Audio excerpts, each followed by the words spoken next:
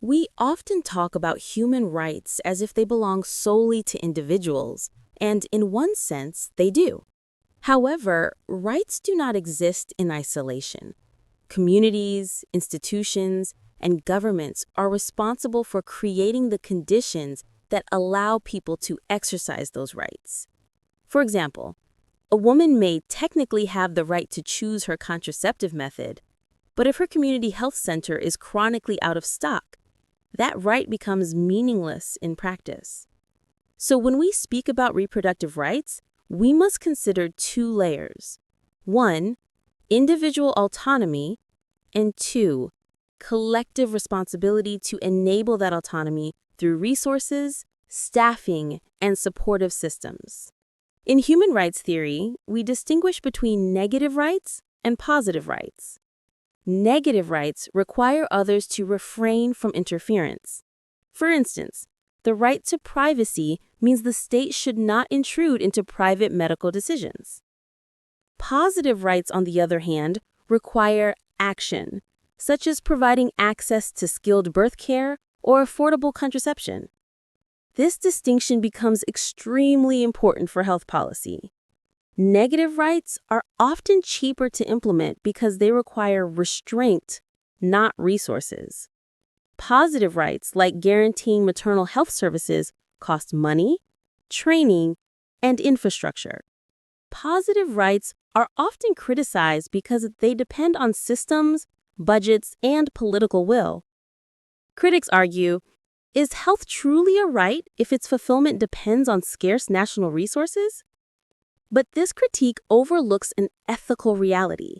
Societies already make decisions about resource allocation. It is not simply whether we spend money, it is what we choose to spend it on. For example, many countries spend more on military procurement than on reproductive health services. So the debate is not only philosophical, it is deeply political.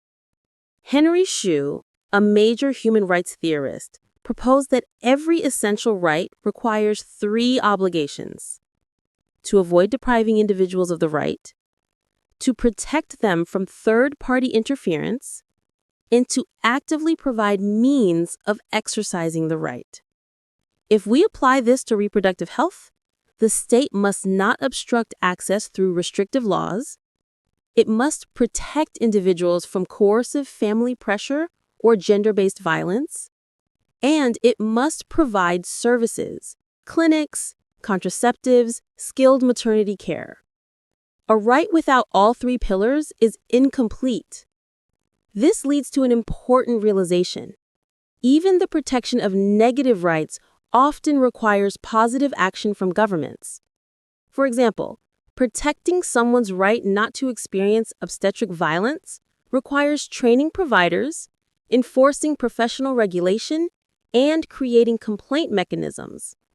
A hands-off approach simply isn't enough. Philosophically, everyone agrees that violations of civil liberties are intolerable. Yet violations of socioeconomic rights like reproductive health are tolerated every day. Why? Because socioeconomic rights require resources. It is far easier to condemn censorship than to fund obstetric emergency care nationwide.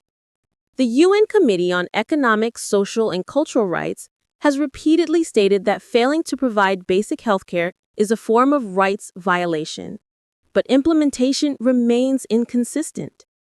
A democratized state has three duties. 1. Respect rights. Do not interfere. 2. Protect rights. Shield people from harm. 3. Fulfill rights. Provide services where necessary. Reproductive health spans all three. Denying contraception violates respect. Failing to prosecute coerced sterilization violates protection. Refusing to train midwives violates fulfillment. A classic example is the early 2000s HIV/AIDS crisis in sub-Saharan Africa. Pharmaceutical companies enforced patents that made antiretroviral therapy unaffordable. Public outrage and international advocacy eventually forced a global policy change. The result? Local manufacturing of generic drugs and millions of lives saved. This is an instance where human rights arguments changed international trade practice, demonstrating that law is not static. It can be moved by pressure and moral reasoning. The HIV example also challenges the belief that negative rights are primary and positive rights are optional. In reality, lack of services kills just as surely as active persecution kills. WHO estimates that nearly half of the world still lacks access to essential health services. That is not merely unfortunate, it represents systemic rights failure. Reproductive health is deeply tied to economic inequality. For example, every year, 100 million people are pushed below the poverty line due to out-of-pocket health expenses. When a woman gives birth without skilled care because her family can't afford transportation, that is a rights issue, not a budget issue. The cycle is self-reinforcing. Poverty blocks access to SRH care, and lack of care deepens poverty. Human rights frameworks do exist in Africa. For example, the Maputo Protocol explicitly protects women's reproductive autonomy, including access to family planning and safe abortion under certain conditions. Yet ratification alone does not guarantee implementation. Countries may sign treaties but not enact enabling legislation. South Sudan remains a major example. This illustrates a common pattern. Treaties are easy, implementing them is hard. Across the region, ratification is uneven. Some states have signed but not ratified. Others have ratified but never domesticated the treaty in national law. A treaty without domestic enforcement is like a clinic without staff, symbolically impressive but functionally useless.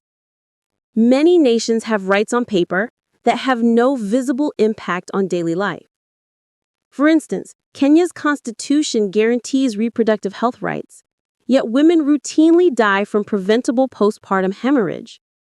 The gap is not ignorance, it is political and economic prioritization. Unlike vaccination rates or malaria incidents, reproductive rights involve legal, cultural, and gender dimensions that resist easy quantification. A country may report high contraceptive coverage while simultaneously criminalizing same-sex relationships, meaning its rights record is deeply contradictory. Globally, constitutions vary widely. About 1/3 of countries guarantee healthcare access. Only a small fraction guarantees sexual and reproductive health explicitly. And even fewer create mechanisms for individuals to enforce those rights. Symbolic constitutional language is not enough. It must be paired with remedy. So what actually advances SRH rights?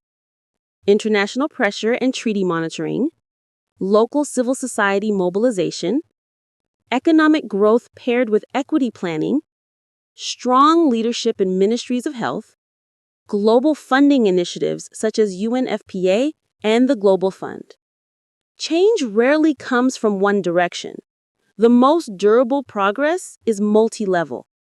The EU formally recognizes the right to health under Article 35 of its Charter of Fundamental Rights.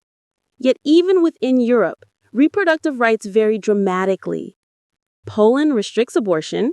Sweden provides free access. Rights language does not eliminate political contestation. This demonstrates that legal frameworks set boundaries, but political culture determines reality. Human rights are never neutral. They're used as tools of persuasion, diplomacy, and sometimes geopolitical leverage. Recognizing this is important, not to dismiss human rights, but to understand why implementation is uneven and often resisted. A passport, for example, is an entitlement. It can be revoked. The right to bodily autonomy cannot legitimately be revoked. Yet in practice, many governments use entitlements to constrain rights. For example, requiring proof of marriage to access maternity care effectively denies rights to unmarried women.